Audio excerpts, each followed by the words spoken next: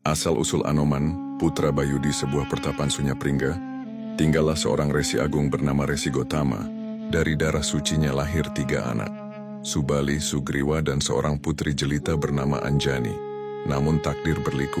Karena murka sang ayah, Anjani terkena kutukan, wajahnya berubah menjadi kera betina. Hatinya hancur, ia menangis di bawah rembulan. Anjani berdoa, ya para dewa, biarlah tubuhku hina asal keturunanku kelak membawa cahaya bagi semesta. Dengan tekad itu, ia bertapa. Hanya embun pagi yang jadi minuman, hanya cahaya bulan yang jadi santapan. Doa Anjani menembus kahyangan. Batara Bayu, sang penguasa angin, turun dengan lembut bagai semilir pagi. Ia berbisik dan Bayu berkata, "Wahai Anjani, kesucian tapamu takkan sia-sia. Dari rahimmu akan lahir seorang anak sakti. Darahku akan mengalir di nadinya, kekuatanku akan menjadi nafasnya. Dari anugerah itulah, lahirlah bayi kera putih, bercahaya laksana sinar bulan."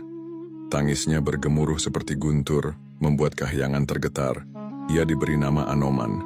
Anoman tumbuh lincah, nakal, sekaligus ajaib. Ia melompat ke hutan, berenang di sungai, bercengkerama dengan angin. Suatu hari ia melihat matahari berkilau. Disangkanya buah mas ranum di langit. Anoman melompat hendak menggigit sang surya. Para dewa panik. Batara Indra melepaskan petir menyambar tubuh mungilnya. Anoman terjatuh, nafasnya terhenti. Bayu murka. Ia meniupkan badai, mengguncang kahyangan, menutup bumi dengan ribut dan gelap. Para dewa ketakutan lalu bersujud memohon ampun. Batara Guru bersabda, "Bangkitlah, wahai Anoman. Engkau akan kuberi anugerah, kebal dari segala senjata. Tubuhmu bisa sebesar gunung atau sekecil semut, dan hanya kehendak dewata yang dapat mengakhiri hidupmu." Sejak itu Anoman tumbuh menjadi kera sakti tiada tanding. Anoman dewasa berguru pada Subali dan Sugriwa. Namun hatinya tidak pernah tamak akan tahta. Ia hanya ingin mengabdi pada Dharma. Takdir mempertemukannya dengan Sri Rama, titisan Wisnu, saat Dewi Sinta diculik Rahwana. Anoman bersujud. Anoman berkata, "Hamba hanyalah kera putih, namun nyawa ini sepenuhnya untuk Paduka. Demi Dharma, demi kesetiaan, izinkan hamba menyeberang mencari Dewi Sinta."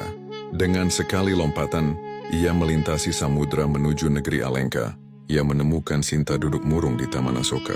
Anoman berkata lembut, "Wahai Putri Sinta, Rama menitipkan salam. Jangan berputus asa, beliau akan datang menjemputmu." Sinta menitikkan air mata dan berkata, "Katakan pada Rama, aku akan tetap setia menunggu. Biarlah ia datang dengan kemenangan, bukan sembunyi." Anoman pun pamit. Sebelum pulang, ia membuat Alengka berguncang. Prajurit raksasa dikalahkan, benteng dihancurkan. Rahwana memerintahkan ekornya dibakar. Namun api bukan musuhnya. Ekor Anoman yang menyala justru menjadi senjata. Ia melompat ke atap istana, mengibaskan ekornya, membakar Alengka jadi lautan api. Di tengah kobaran itu ia berdiri gagah. Itulah kisah Anoman Obong. Anoman bukan raja, bukan dewa, namun ia lebih besar dari keduanya. Ia hidup tanpa pamrih, tak pernah mengejar tahta atau harta. Seluruh tenaganya diabdikan untuk kebenaran. Itulah sebabnya hingga kini, Anoman dikenang sebagai lambang kesetiaan, keberanian, dan pengabdian sejati. Begitulah asal-usul Anoman, anugerah Batara Bayu, masa kecil yang ajaib, hingga pengabdiannya pada Rama dalam Ramayana.